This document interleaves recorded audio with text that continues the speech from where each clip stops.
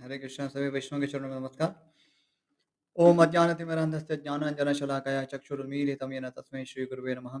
श्रीचैतन्यमनोभीष्टं स्थापितं येन भूतले स्वयं रूपः कदा मह्यं ददाति स्वपदान्तिकं। वाञ्छाकल्पतरुभ्यश्च कृपा सिन्धुभ्य एव च पतितानां पावनेभ्यो वैष्णवेभ्यो नमो नमः। श्रीकृष्ण चैतन्य प्रभु नित्यानंद श्री अद्वैत गदाधर शिवासादि गौरभक्तवृंद। हरे कृष्ण कृष्ण कृष्ण हरे हरे हरे राम राम राम हरे हरे। सभी वैष्णव का स्वागत है इस महाभारत कथा में। तो हम सुन रहे थे किस प्रकार से भीमसेन अपने प्रचंड पराक्रम से बकासुर का वध करते। बकासुर के जो भोजन सामग्री थी वो सब स्वयं ही खा लेते हैं और फिर उसी स्थान में वे गुप्त रूप से रहते हैं। इसके बाद वहाँ पर एक ब्राह्मण आता है और उनसे युधिष्ठिर और सभी भाई अलग अलग पुराणों की कथा सुनते हैं। और इसी के दौरान ही द्रुपद अ, महाराज द्रुपद के द्वारा कोई अ, स्वयंवर होने जा रहा है अपनी पुत्री द्रौपदी के लिए, उसकी उन्हें सूचना प्राप्त होती है। और इस पर प्रश्न पूछा जाता है युधिष्ठिर के द्वारा कि कैसे द्रुपद और द्रोणाचार्य उनमें क्या किस प्रकार के संबंध था, कैसे धृष्टद्युम्न और द्रौपदी इनकी अग्नि से उत्पत्ति हुई। तो ये सारी सारी उसमें कथा आई थी। अभी आगे पढ़ेंगे।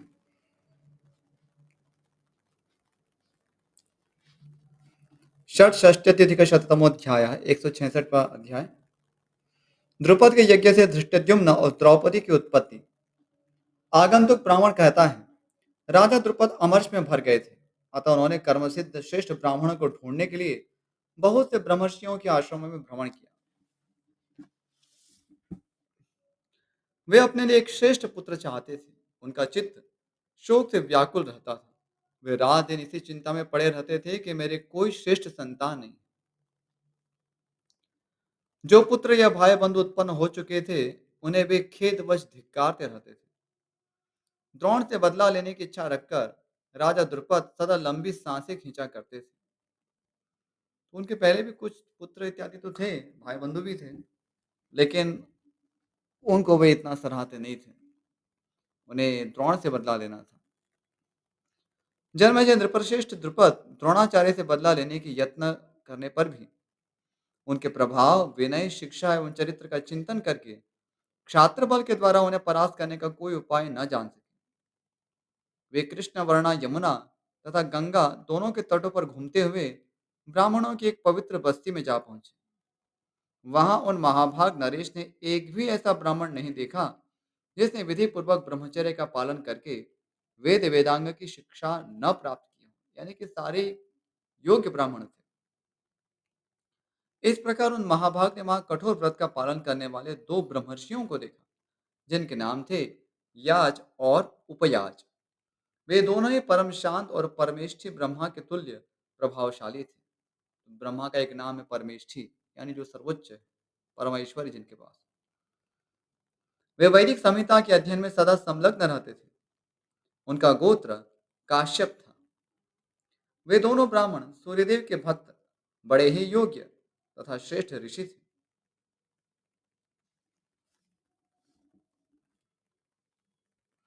उन दोनों की शक्ति को समझकर आलस्य रहित राजा द्रुपद ने उन्हें संपूर्ण मनोवांछित भोग पदार्थ अर्पण करने का संकल्प लेकर निमंत्रित किया।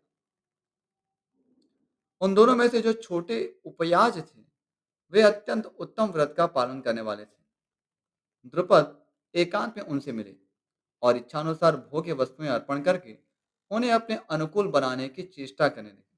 सामान्य रूप से पॉलिटिक्स में ऐसा होता है, तो अपने पक्ष में करने के लिए कुछ प्रलोभन देना होता है, बातचीत करनी होती है। तो यहाँ पर भी द्रुपद इन ब्राह्मण से मिलते हैं, उपयाज जो कि छोटे हैं, और उनको अपने वश में करने का प्रयास कर रहे हैं।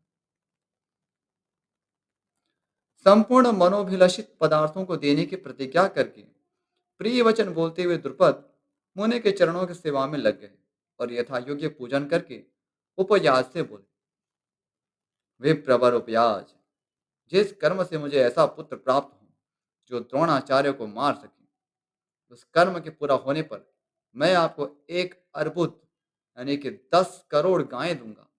10 करोड़ गायें, कैन यू बिलीव? 10 करोड़ गाय की देने की बात कर रहे हैं। अब इसका अर्थ नहीं कि 10 करोड़ गाय देंगे तो साथ में बस ऋषि क्या करेंगे फिर? उनको सँभालेंगे कैसे? तो 10 करोड़ गाय देने का अभिप्राय यही है कि साथ में उनको सँभालने की व्यवस्था भी देंगे। उनका भरण-पोषण भी हो इस प्रकार से, मेंटेनेंस के साथ।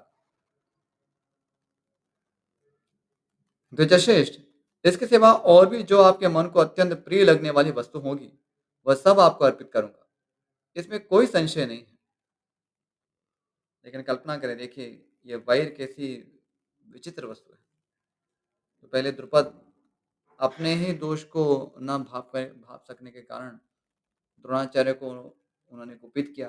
द्रोणाचार्य ने जब उनको अ, शिक्षा प्रदान की, जो कि वर्ण से ब्राह्मण होते थे, तो इस पे द्रुपद को कुपित नहीं होना चाहिए था, अपना दोष स्वीकार कर लेना चाहिए था। लेकिन मिथ्याहंकारवश वे ऐसा नहीं कर पाते हैं और अपने प्रतिशोध को लेने के लिए, फिर ऐसे पुत्र को पाने के लिए किसी ब्राह्मण से याचना कर रहे हैं कि वो ऐसा यज्ञ करे कि जिससे कि और एक श्रेष्ठ ब्राह्मण है, उसकी हत्या हो सके।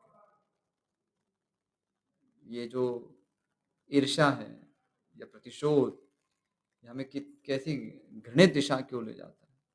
तो इतने महान राजा हैं जिनके यहाँ स्वयं परम विशुद्ध भगवान श्री कृष्ण की अ, श्रेष्ठ भक्त हैं।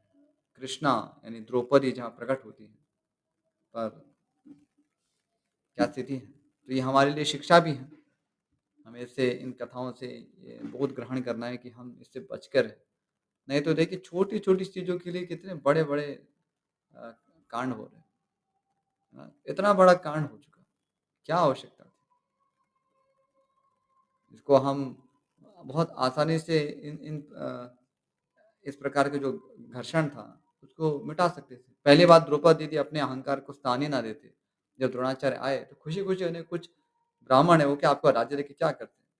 उनको थोड़ा-सा प्रसन्न करके यदि पूरा राज्य भी देने को कह देते, तो भला आपका राज्य लेके क्या करने वाले थे? ब्राह्मण तो ऐसे ही उदार होते हैं। उनको तो केवल अपना घर चल जाता, उतना लेके वो खुश रह जाते हैं और बदले में वो कितना सामने से कितना प्रत्युपकार करते हैं।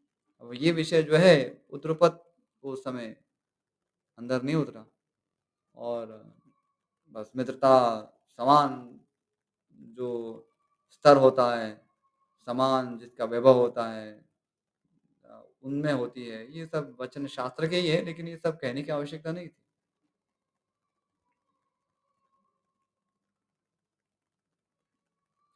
और इसके स्थान पर हम देखते हैं, मुझे स्मरण नहीं आ रहा है, लेकिन शायद महाराज अम्बरीश हैं या महाराज पृथु हैं। वे ब्राह्मणों को अपना सर्वस्व दे देते हैं।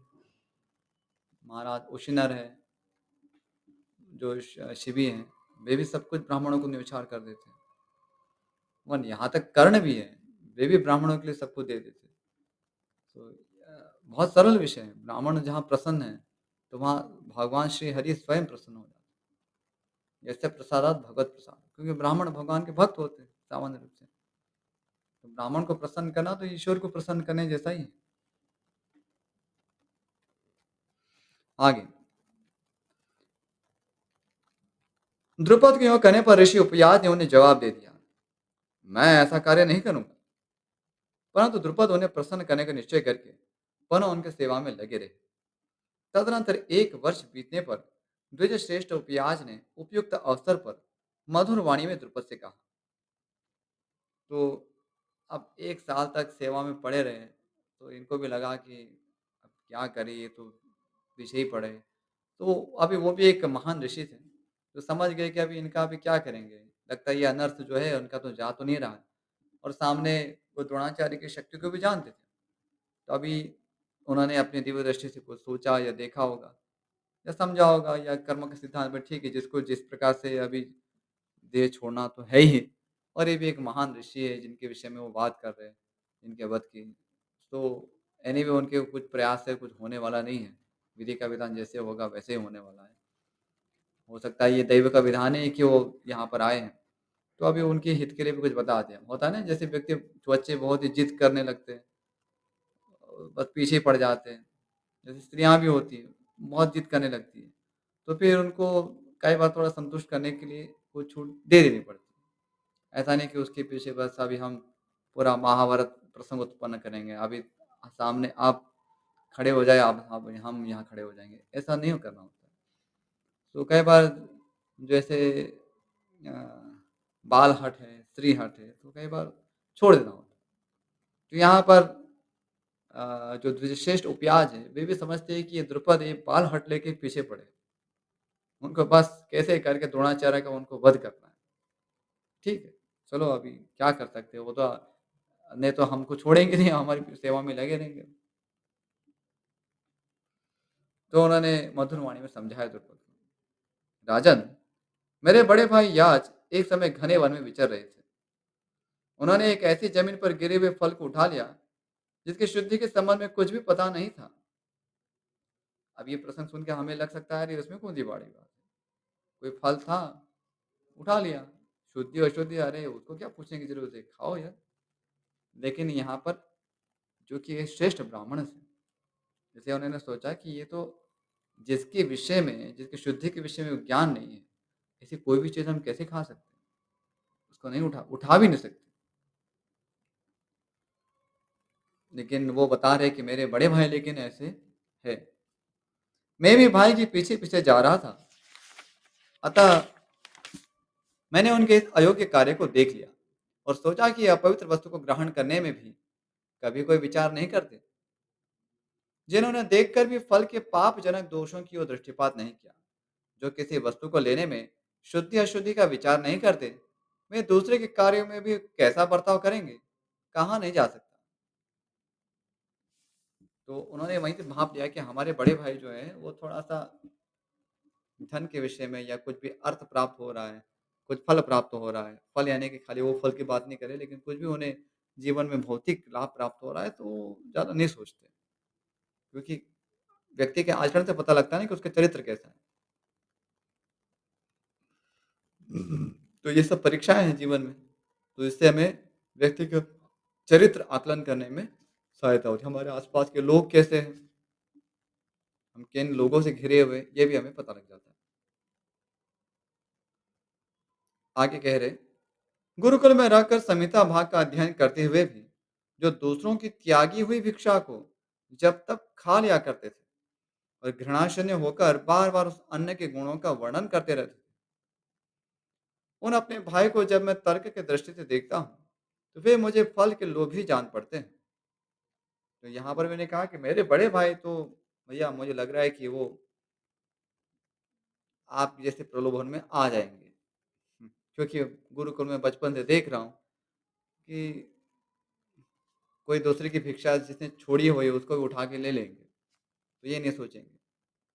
अब ये जो बड़े भाई याज थे, वो भी तपस्वी तो थे, लेकिन ब्राह्मण धर्म के अंतर्गत थोड़ा कुछ मिल जाता था तो ज़्यादा नहीं सोचते थे। शुद्धि-अशुद्धि जो है, उसके विषय में नहीं सोचते थे। लेकिन उसके कारण फिर आगे क्या होता है, ये हम कथा में सुनने वाले हैं। ध्यान देके सुनिए। राजन तुम उन्हीं के पास जाओ, वे तुम्हारा यज्ञ करा देंगे। राजा द्रुपद उपयाज की बात सुनकर याज के इस चरित्र की मन ही मन निंदा करने लगे। वे सुनने पर तो लगा अरे यार मैं इनके पास जा रहा हूँ, मतलब कोई शुद्धि अशुद्धि का विचार नहीं रखते। छी छी छी छी, कैसे ब्राह्मण। लेकिन फिर भी क्या सोचा, तो वे अपने कार्य का विचार करके याज के आश्रम पर गए और पूजनीय याज मुनि का पूजन करके तब उनसे इस प्रकार बोले। भाई मन में तो कुछ संकल्प था, अब वो तो पूरा होना चाहिए, चलो ठीक है आए। अब उपयाज भी तो कह रहे हैं कि एक मेरा काम कर सकते हैं, तो चलो कह के देखते हैं। द्रुपद कह रहे हैं, भगवान, मैं आपको 80,000 गौवें भेंट करता हूँ, आप मेरा यज्ञ करा दीजिए। मैं द्रोण के वैर से संतप्त हो रहा हूँ, आप मुझे प्रसन्नता प्रदान करें। तो यहाँ पर उन्होंने 80,000 गौओं की बात की। उसके पहले उन्होंने उपयाज के पास कितने कहा था? अ, 10 करोड़ गायें। उपयाज के यहाँ उन्होंने उनकी योग्यता को देखते हुए उन्होंने 10 करोड़ गायें देने को कहा था। और ये आज के पास जाके उन्होंने थोड़ा-सा स्टैंडर्ड थोड़ा कम किया। 80,000 गौवें के प्रपोज़ल रखा। अरे! द्रुपद कह रहे हैं, द्रोणाचार्य ब्रह्मवेत्ताओं में श्रेष्ठ और ब्रह्मास्त्र के प्रयोग में भी सर्वोत्तम हैं। इसलिए मित्र मानने न मानने के प्रश्न को लेकर होने वाले झगड़े में उन्होंने मुझे पराजित कर दिया है। परम बुद्धिमान भरद्वाज नंदन द्रोण इन दिनों कुरुवंशी राजकुमारों के प्रधान आचार्य हैं। इस पृथ्वी पर कोई भी ऐसा क्षत्रिय नहीं है जो अस्त्र विद्या में उनसे आगे बढ़ा हो। द्रोणाचार्य के बाण समूह प्राणियों के शरीर का संहार करने वाले हैं। उनका 6 हाथ का लंबा धनुष बहुत बड़ा दिखाई देता है। इसमें संदेह नहीं कि महान धनुर्धर महामना द्रोण ब्राह्मण वेश में अपने ब्राह्मण तेज के द्वारा क्षत्रिय तेज को प्रतिहत कर देते हैं। मानो जमदग्नि नंदन परशुराम जी की भांति क्षत्रियों का संहार करने के लिए उनकी सृष्टि हुई है। उनका अस्त्र बल बड़ा भयंकर है। पृथ्वी के सब मनुष्य मिलकर भी उसे दबा नहीं सकते। तो इस प्रकार का पहले पराक्रम हुआ करता था। एक धनुष के लेके घूमे तो पूरे संसार के कितने भी योद्धा सामने क्यों ना खड़े हो, सबको खत्म करने की योग्यता हुआ करती। ऐसा धनुर्वेद का अभ्यास करते थे। घी की आहुति से प्रज्वलित हुई अग्नि के समान वे प्रचंड ब्रह्म तेज धारण करते हैं और युद्ध में क्षात्र धर्म को आगे रखकर विपक्षियों से भिड़ंत होने पर वे उन्हें भस्म कर डालते हैं। यद्यपि द्रोणाचार्य में ब्रह्म तेज के साथ साथ क्षात्र तेज भी विद्यमान है, तथापि आपका ब्रह्म तेज उनसे बढ़कर है। मैं केवल क्षात्र बल के कारण द्रोणाचार्य से हीन हूँ, अतः मैंने आपके ब्रह्म तेज की शरण ली है। आप वेद विद्ताओं में सबसे श्रेष्ठ होने के कारण द्रोणाचार्य से बहुत बढ़े चढ़े हैं। मैं आपकी शरण लेकर एक ऐसा पुत्र पाना चाहता हूँ जो युद्ध में दुर्जय और द्रोणाचार्य का विनाशक हो। याज जी, मेरे इस मनोरथ को पूर्ण करने वाला यज्ञ कराइए। उसके लिए मैं आपको एक अर्बुद गौवें दक्षिणा में दूंगा। पहले 80,000, फिर बाद में कोटा बढ़ा के 1 अर्बुद। तो पुनः वो 10 करोड़ वाला प्रपोजल आ गया। तब याद ने तथास्तु कहकर यजमान के अभिष्ट सिद्धि के लिए आवश्यक यज्ञ और उसके साधनों का स्मरण किया। तो याज अधिक नहीं सोचते। अरे भाई, इतनी इतनी बड़ी सिद्धि होने मिलने वाली है, क्या करना है? यज्ञ तो करना है, तो विधि पूर्वक यज्ञ करेंगे, देवताओं का आह्वान करेंगे।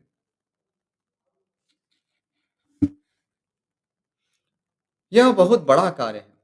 ऐसा विचार करके याज ने इस कार्य के लिए किसी प्रकार के कामना न रखने वाले उपयाज को भी प्रेरित किया।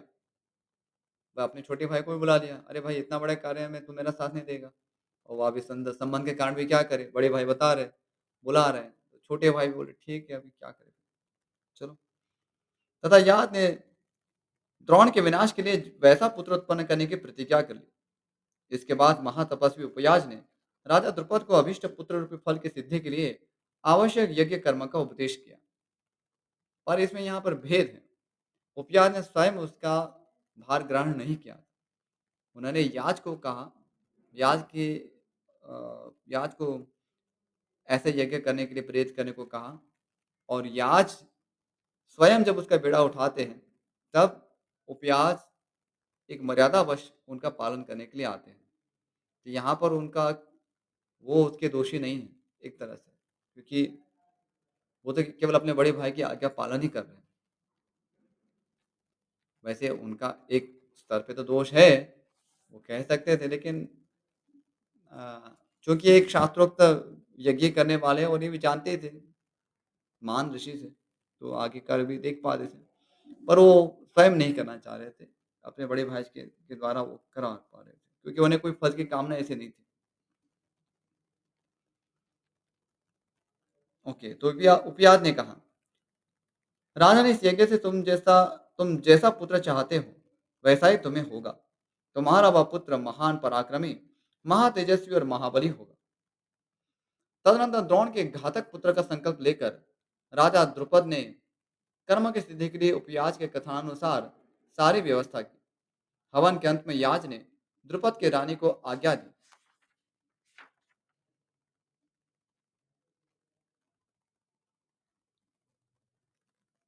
याज कह रहे हैं, पृषद की पुत्र वधु महारानी, शीघ्र मेरे पास भविष्य ग्रहण करने के लिए आओ। तुम्हें एक पुत्र और एक कन्या की प्राप्ति होने वाली है। वे कुमार और कुमारी अपने पिता के कुल की वृद्धि करने वाले होंगे। रानी बोली, ब्राह्मण, अभी मेरे मुख में तांबूल आदि का रंग लगा है। मैं अपने अंगों में दिव्य सुगंधित अंगराग धारण कर रही हूँ। अतः मुंह धोए और स्नान किए बिना पुत्रदायक भविष्य का स्पर्श करने के योग्य नहीं हूँ।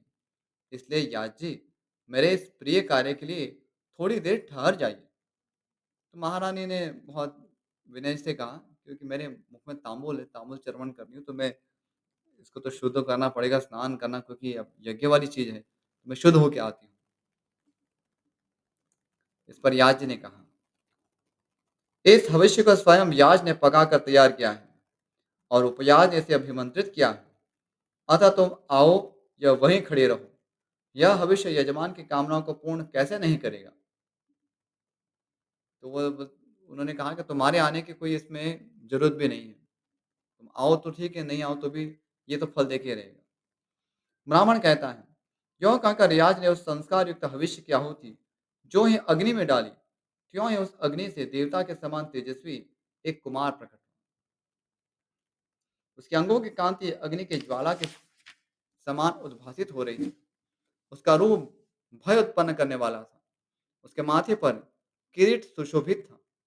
उसने अंगों में उत्तम कवच धारण कर रखा था। हाथों में खड्ग, बाण और धनुष धारण किए वह बार बार गर्जना कर रहा था। वह कुमार उसी समय एक श्रेष्ठ रथ पर जा चढ़ा, मानो उसके द्वारा युद्ध के लिए यात्रा कर रहा हो। यह देखकर पांचालों को बड़ा हर्ष हुआ और वे जोर जोर से बोल उठे, बहुत अच्छा, बहुत अच्छा। उस समय हर्षोल्लास से भरे हुए इन पांचालों का भार यह पृथ्वी नहीं सह सकी। आकाश में कोई अदृश्य महाभूत इस प्रकार कहने लगा, यह राजकुमार पांचालों के भय को दूर करके उनके यश की वृद्धि करने वाला होगा। यह राजा द्रुपद का शोक दूर करने वाला है। द्रोणाचार्य के वध के लिए ही इसका जन्म हुआ है। तत्पश्चात यज्ञ की वेदी में से एक कुमारी कन्या भी प्रकट हुई, जो पांचाली कहलाई। वह बड़ी सुंदरी एवं सौभाग्यशालिनी थी। उसका एक एक अंग देखने ही योग्य था। उसकी श्याम आंखें बड़ी बड़ी थी। उसके शरीर की कांति श्याम थी। नेत्र ऐसे जान पड़ते मानो खिले हुए कमल के दल हों। केश काले काले और घुंघराले थे। नख उभरे हुए और लाल रंग के थे। भौहें बड़ी सुंदर थी। दोनों उर्वश स्थूल और मनोहर थे। वह ऐसे जान पड़ती मानो साक्षात देवी दुर्गा ही मानव शरीर धारण करके प्रकट हुई हो। उसके अंगों से नील कमल की सी सुगंध प्रकट होकर एक कोस तक चारों ओर फैल रही थी। तो उनका दिव्य सौंदर्य था, क्योंकि वे इस अ, पृथ्वीलोक की कन्या तो नहीं थी, यज्ञ की वेदी से प्रकट हुई थी, इसलिए असाधारण कन्या थी। और ऊर्ध्व लोकों में इस प्रकार का सौंदर्य कोई आश्चर्य नहीं है। और इसमें भी ये तो भगवान श्री कृष्ण के परम भक्त हैं, तो विशेष उनका एक सौंदर्य था, गुण भी ऐसे थे उनके। उसने परम सुंदर रूप धारण कर रखा था। उस समय पृथ्वी पर उसके जैसी सुंदर स्त्री दूसरी नहीं थी। देवता, दानव और यक्ष भी उस देवोपम कन्या को पाने के लिए लालायित थे। एक स्वाभाविक है, इस भौतिक जगत में यही सब चल रहा है। पुंसा स्त्रिया मिथुनी भावा में तत्, स्त्री पुरुष के प्रति आकर्षित होती है, पुरुष स्त्री के प्रति आकर्षित होता है।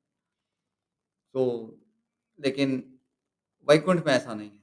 वैकुंठ में सभी भगवान श्री हरि के भक्ति के प्रति आकर्षित है।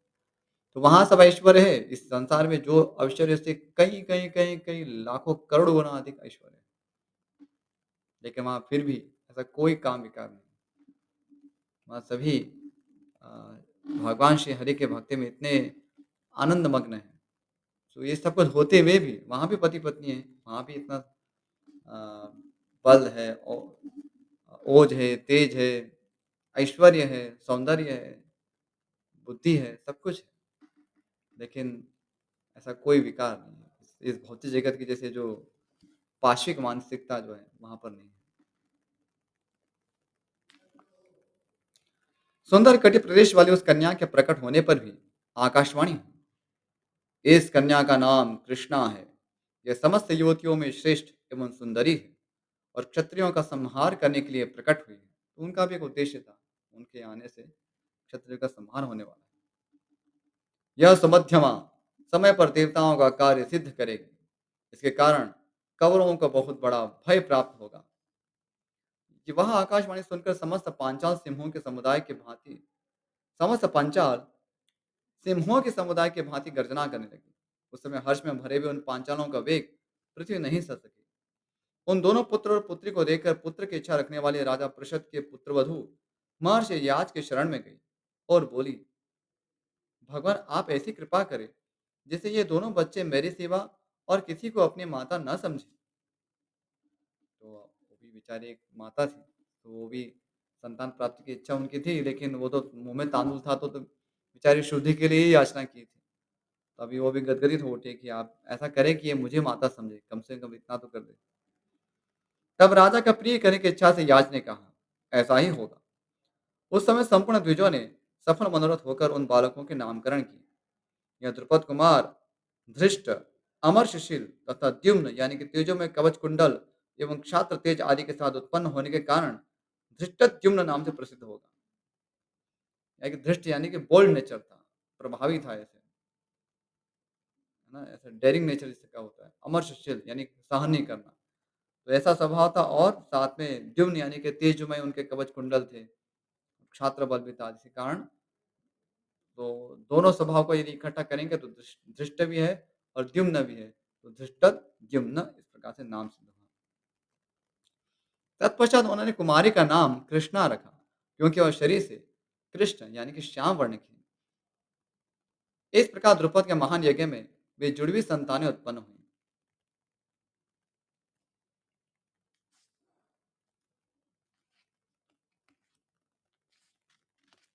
परम बुद्धिमान प्रतापी भरद्वाज नंदन द्रोण यह सोचकर कि प्रारब्ध के भावी विधान को टालना असंभव है, पांचाल राजकुमार धृष्टद्युम्न को अपने घर ले आए और उन्होंने उसे अस्त्र विद्या की शिक्षा देकर उसका बहुत बड़ा उपकार किया। द्रोणाचार्य ने अपनी कीर्ति की रक्षा के लिए वह उदारतापूर्ण कार्य किया। तो यहाँ पर देखते हैं कि द्रोणाचार्य जानते थे कि इससे मेरा वध होने वाला है और ये होके ही रहेगा। तब भी उन्होंने हृदय में ईर्ष्या को स्थान नहीं दिया, वैर को स्थान नहीं दिया कि कोई बात नहीं, अभी मेरा वध इसके द्वारा होना ही है, विधि का विधान ही है, तो लेकिन मैं तो अपना कार्य करूँ। तो महाराज द्रुपद उनको लेके आते हैं, यहाँ विस्तार से नहीं बताया, लेकिन आगे शायद वर्णन आएगा कि वे द्रोणाचार्य के पास भेजते हैं, लेके आते हैं अपने पुत्र को, धृष्टद्युम्न को, और द्रोणाचार्य सहर्ष उसको स्वीकार करते हैं। ये एक ब्राह्मण का उदार स्वभाव कि वे अपने कर्तव्य पर, अपने धर्म पर दृष्टि रखते हैं। परिणाम क्या होगा इस पे विचार नहीं किया जाता। अस्तु, तो अभी ये अध्याय तो पूर्ण नहीं हुआ है, बहुत थोड़ा लंबा है और भी आगे जाएगा। तो यहीं समापन करेंगे। इस विषय में यदि कोई शंका, प्रश्न, कुछ संशय है तो पूछ सकते हैं। विधायक प्रभु। जी प्रभु जी, हाँ प्रश्न पूछ सकते हैं अपना हैंड रेज करके।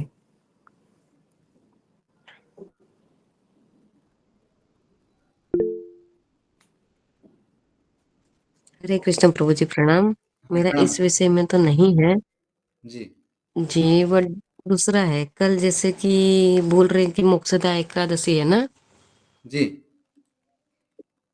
जी, तो मतलब मेरा 4th डे है, तो क्या मैं कर सकती हूँ?